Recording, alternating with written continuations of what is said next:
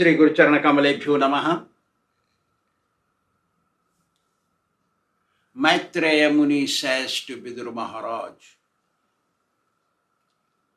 that after hearing the instructive preachings of his grandfather Swāyambhuva Manu, the anger of Dhruva became subsided. He stopped killing of yakshas.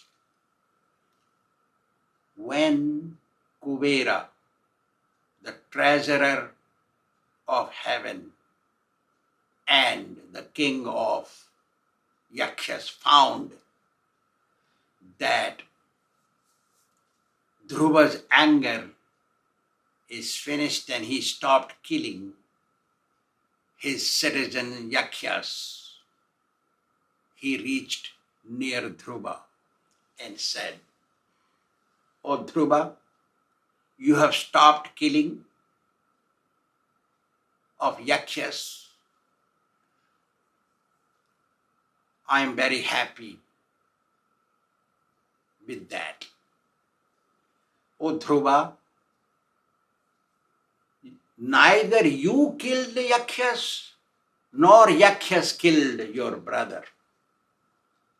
This killing was done by inevitable time. Invariable time gives birth to everyone and kills everyone. Those who identify with their bodies, they are called ignorant people. They ignorantly think it's mine and it's yours, I and you. Such thought comes within those who are totally ignorant about the existence of spirit soul. Those who do not know the spirit soul owns the body. That's why I call it my body. I don't call it I body. You call it your body. You don't call it you body. Because soul owns the body. Soul is separate from the body as much as you are separate from your car or house. You are not ignorant, O Dhruva. You understand this. Thank you very much for stopping the killing of yakshas.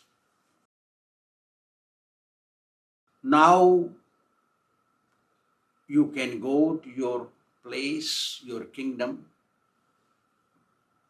back, return to your kingdom, and may all auspiciousness fall upon you.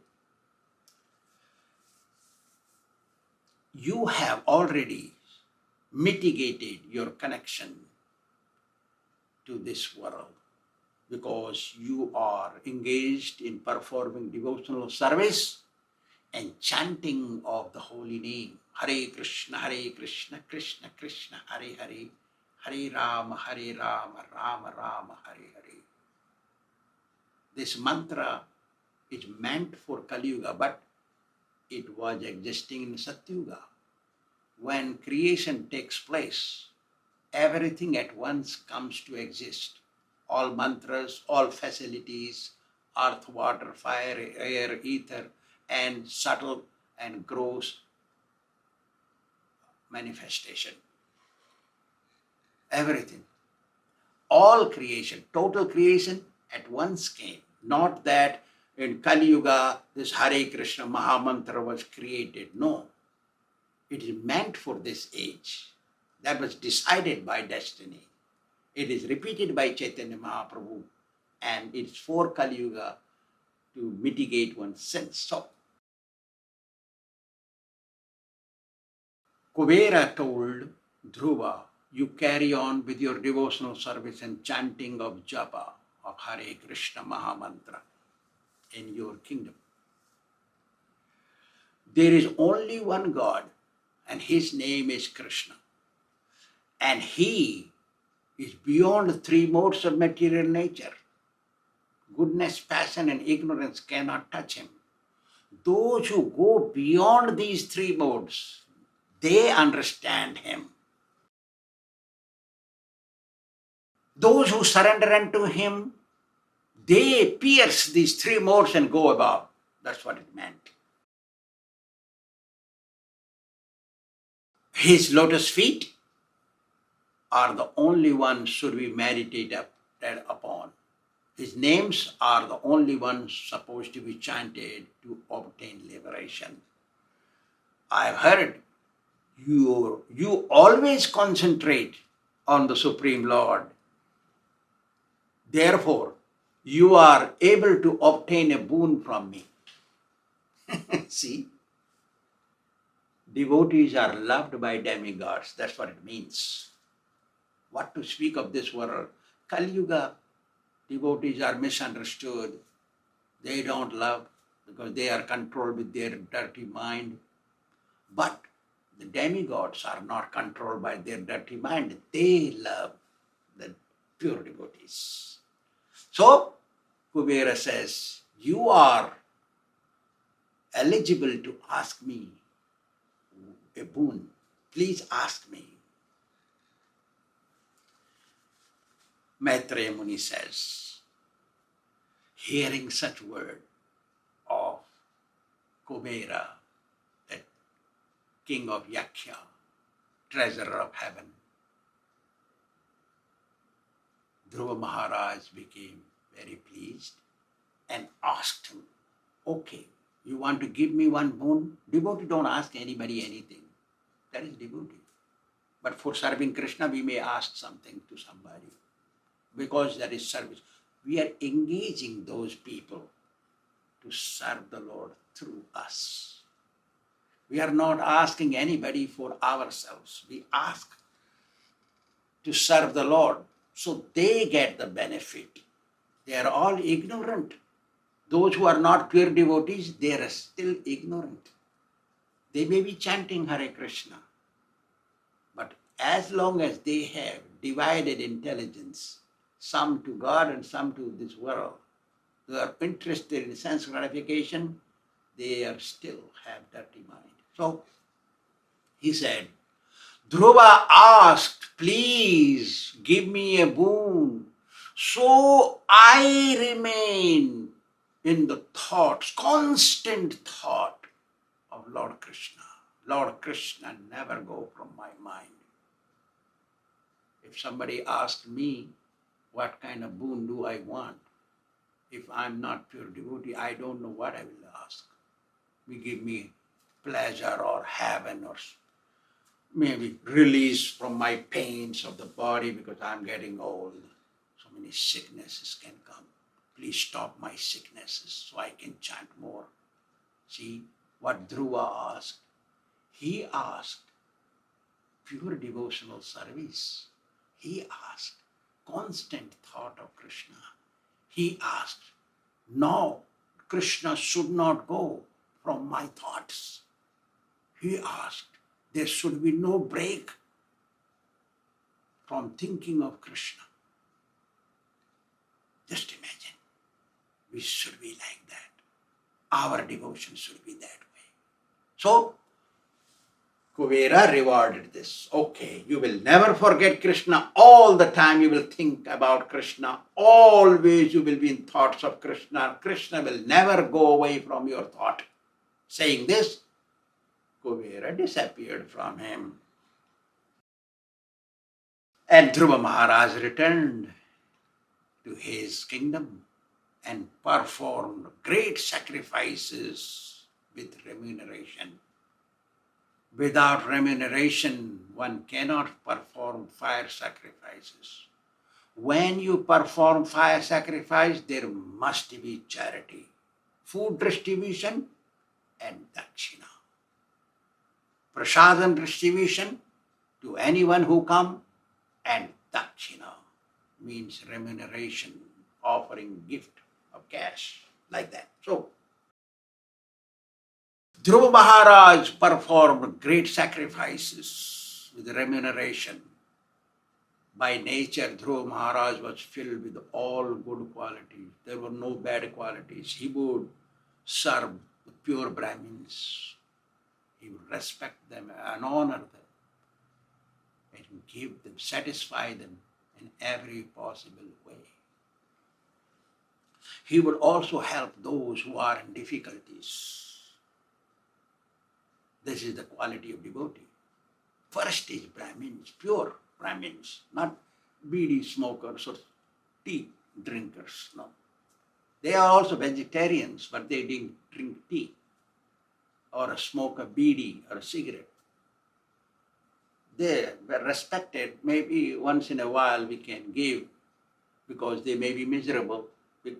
But first is pure Brahmin service. Then is to those who are suffering or having some problems, to remove their problems.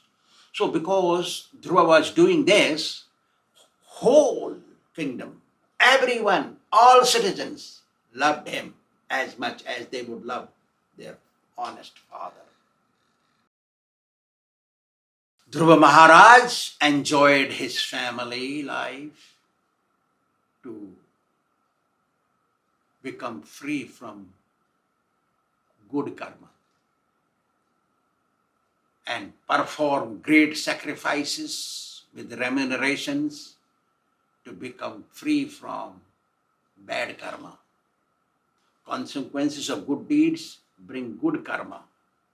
Consequences of bad deeds bring bad karma. Bad karma take one to hell and good karma take one to heaven. So devotee must mitigate these two karmas, because to go back to Godhead, we must become free from all karmas, good, bad or middle, mixed. All karma we must become free from. Until we have good karma, until we become free from good karma, we cannot go back to Godhead. If we have good karma, we have to go to heaven. If we have bad karma, we have to go and suffer in hell.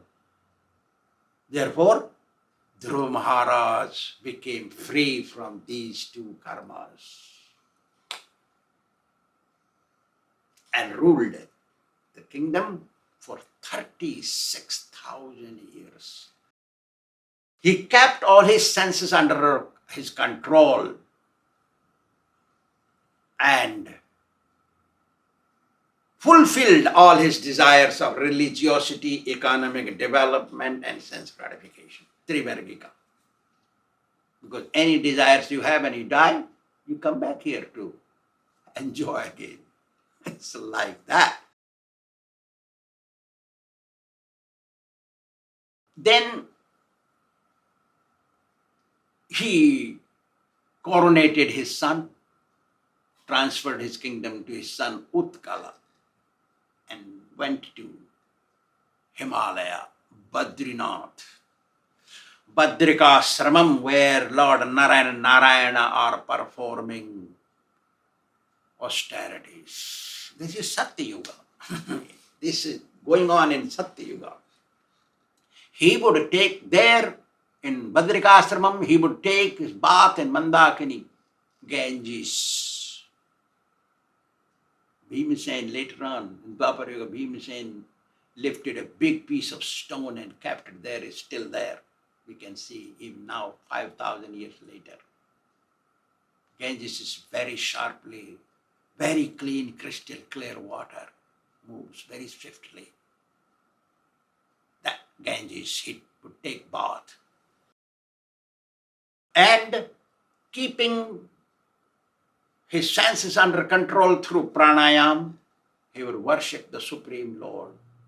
Deity form. He would create the deity form of the Supreme Lord. Radha Kṛṣṇa, Radha Kṛṣṇa, Radha Kṛṣṇa Pranamor, Radha Kṛṣṇa Pranamor, Jugala Kishore, Jivane Marane Gati, Aur nahi more. Radha Kṛṣṇa, Radha Kṛṣṇa. So he would worship deity of Radha Krishna through his mind. He would create deity in front of him and would worship with flowers, sandalwood paste, tulsi leaves, all that. It's called Manasik Puja. While worshipping, his tears will flow from his eyes. Hairs on the body will stand on end, thrilled. Until this position comes in a devotee, he has not yet passed three modes of material nature. He is still under the clutches of goodness, passion, and ignorance.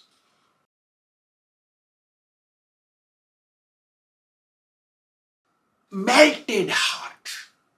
How can heart melt unless one is purified? Sun cannot go inside to melt that ice-like heart. Strong heart has to rise above three modes to get that situation.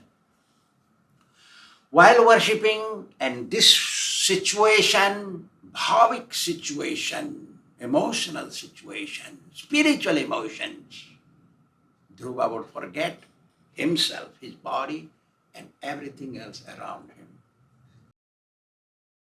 In this way, he would sit in a samadhi. It was like a situation of samadhi for him.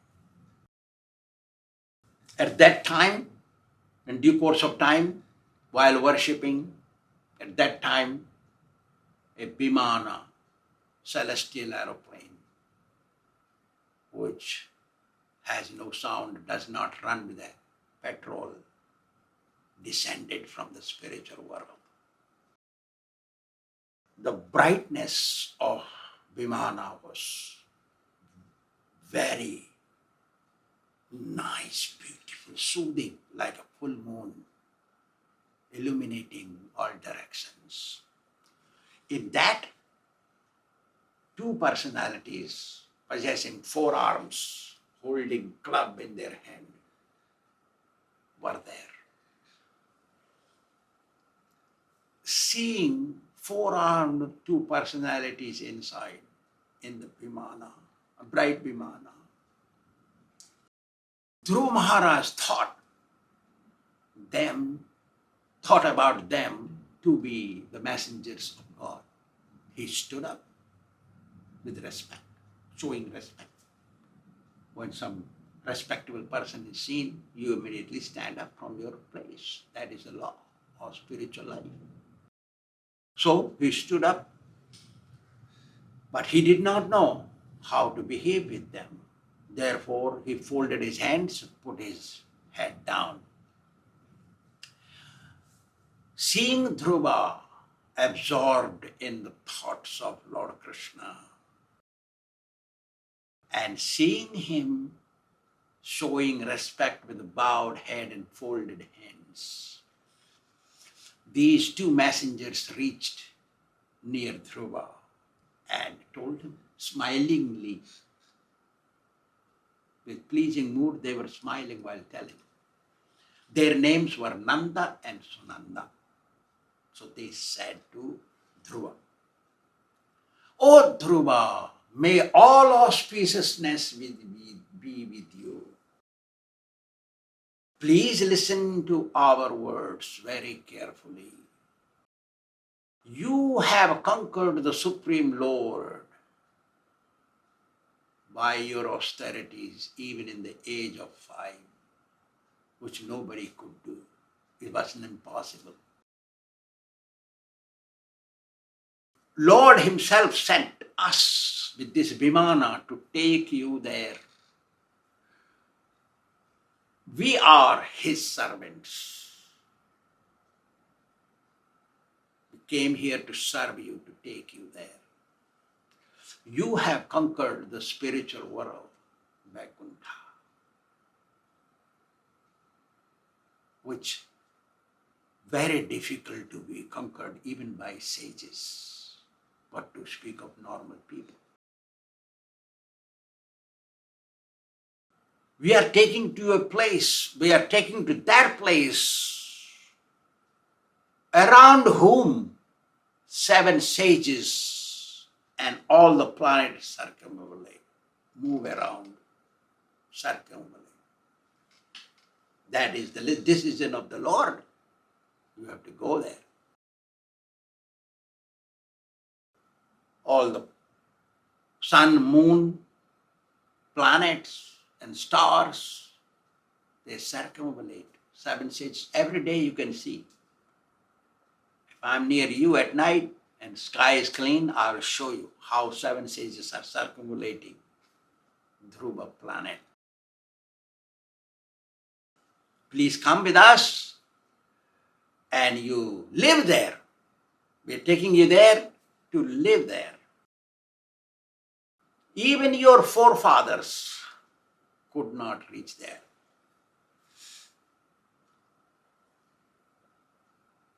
That world in which we are taking you is praised by everyone.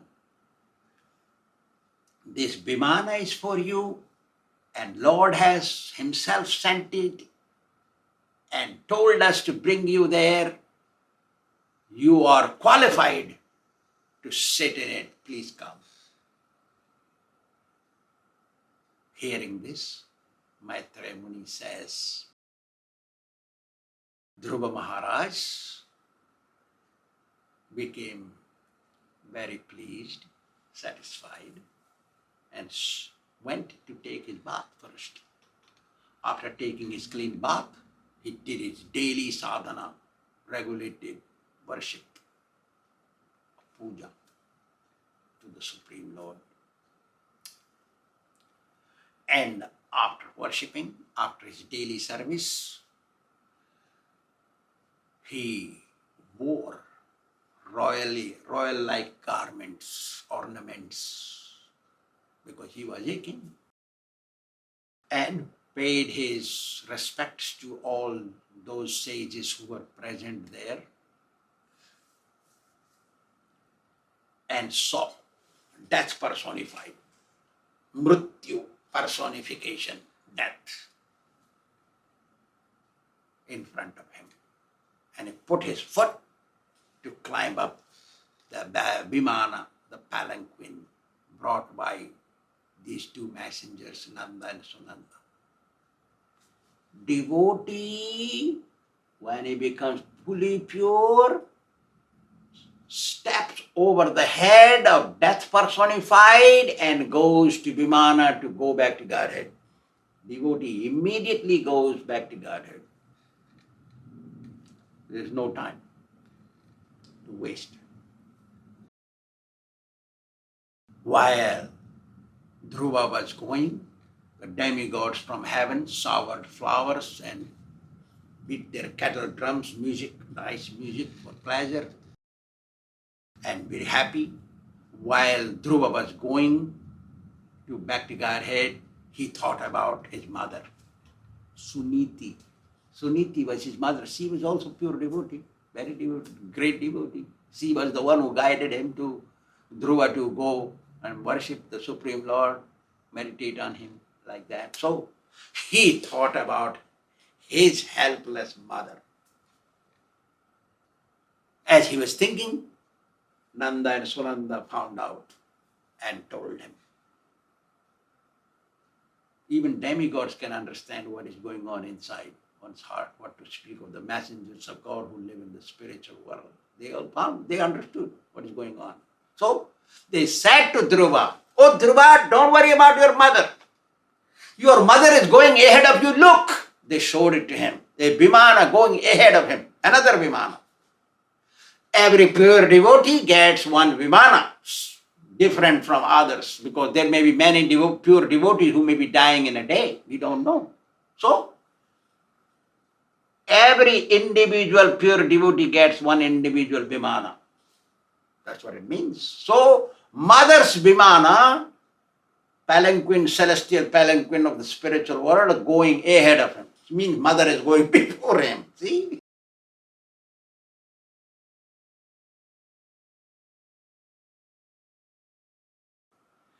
Dhruva became very happy, seeing his mother going back to Godhead. after crossing 3 worlds and 7 sages, Dhruva reached the spiritual world and found the spiritual world is lit by itself, by the light emanating from the Lord's body. There is no sun, moon required. There is no electricity required. Na tadbhasayate suryo, na shashanko, na pavakaha. Kṛṣṇa speaks in the Bhagavad Gita, Yad gatva na nivartante, tad dhama paramam mama. That is my abode, where there is no need of sunlight or moonlight or electricity or fire. It is self-lit. If one reaches there once, never comes back. To reach there, you need to become pure devotee. Kathopanishad also says, Na tatra suryo bhati, na chandra tarakam.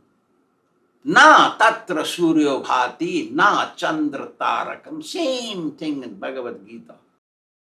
Na me vidyito bhati kutoyam agnihi. Tameva bhantam anubhati sarvam tasya bhasa saram midam vibhati. Same, practically same. But Upanishads were written in the beginning of this Satya Yuga. Vedas, when they came, Upanishads are supplementary instructions of the Vedas, the guidelines. Story is long, Matsya Purana. Once I will tell you someday. Self-lit planet. No sun, moon, stars, electricities. Electricity is plural. What is that? No vidyuto bhanti, a plural, means lightning of the sky, there is in the clouds, and no electricity or lamp. No plural means no kind necessary. No agni, fire is not necessary. Tasya bhasa, his effulgence is lighting the whole spiritual world. Tasya bhasa sarmidam vibhati. His effulgence, God's effulgence is lighting the world. By the light of that spiritual world, the whole world is lit. This world. See? That is Kathopanishad. But those who are unkind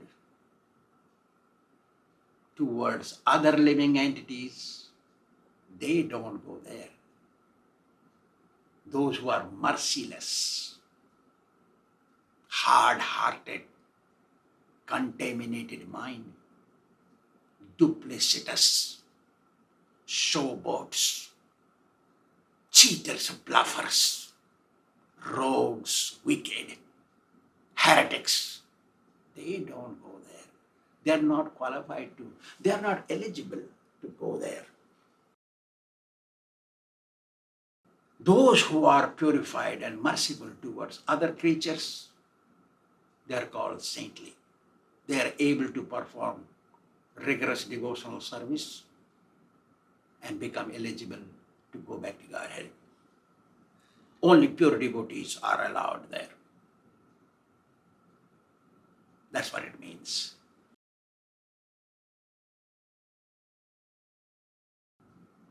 Maitreya Muni says in this way, son of Uttanapad Dhruva, being totally Kṛṣṇa conscious, reached to the spiritual world which is beyond 3 worlds. Not only the spiritual world, the peak of the spiritual world, the crown jewel called Dhruva reached there.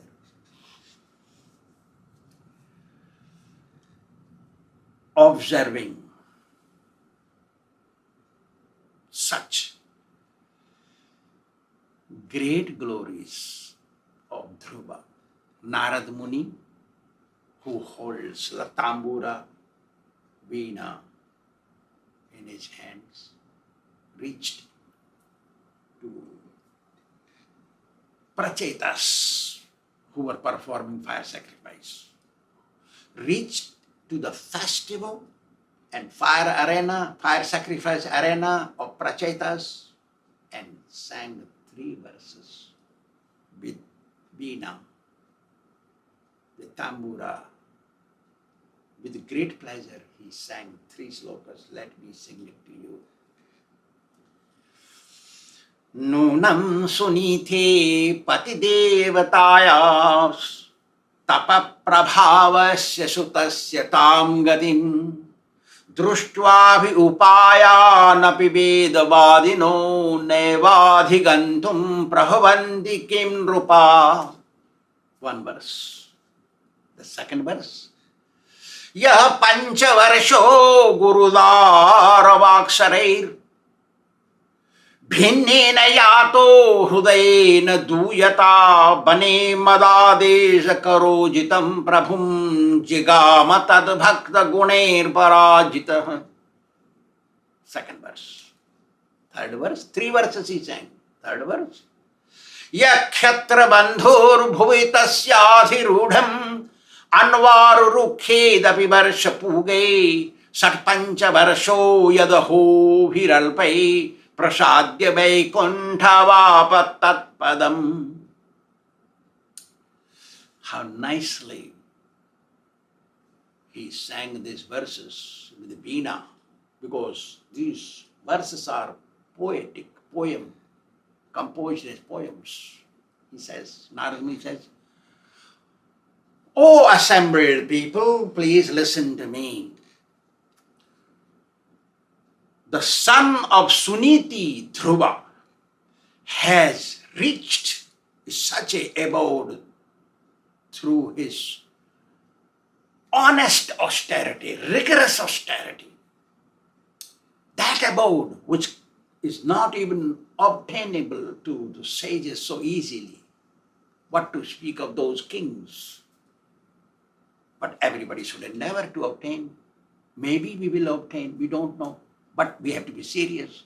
We try our best to be honest, serious, proper. We must have Vaishnava etiquette, manners. The important is manners. Vaishnava manners is more important than just chanting Hare Krishna. He, in the age of 5, was disturbed by the sharp, piercing words of his stepmother and left home, and with my instruction, as per my instruction, see, as per Madadesa, as per my instructions, he performed that austerity and tapasya and worship, and he obtained, conquered the Supreme Lord. He came in front of him. Just imagine, age of 5 or 6, he did not guarantee 5, because age of 5 he left, performed 6 months there. So age of 5 or 6, between these age, he got Lord face to face before him. And now he had left back to Godhead. A Vimana came for him. See how nicely he explains. No one can reach to this status. Very difficult to come to this status. Age of 5, who will do that? Very difficult. Maitreya Muni says, after this, Maitreya Muni says, "Oh Vidura, I have explained to you everything about Dhruva. You had asked me about Dhruva narration. I have explained this very saintly. One who reads every day with faith or listens to it with good faith becomes saintly. All his bad qualities diminish slowly and becomes saintly. Devotional service is the goal of human life. Every human should serve Lord Kṛṣṇa. The goal of every devotee should be going back to Godhead and serving there. So anyone who daily reads with faith and listens to this narration about Dhruva surely becomes purified." Thank you very much.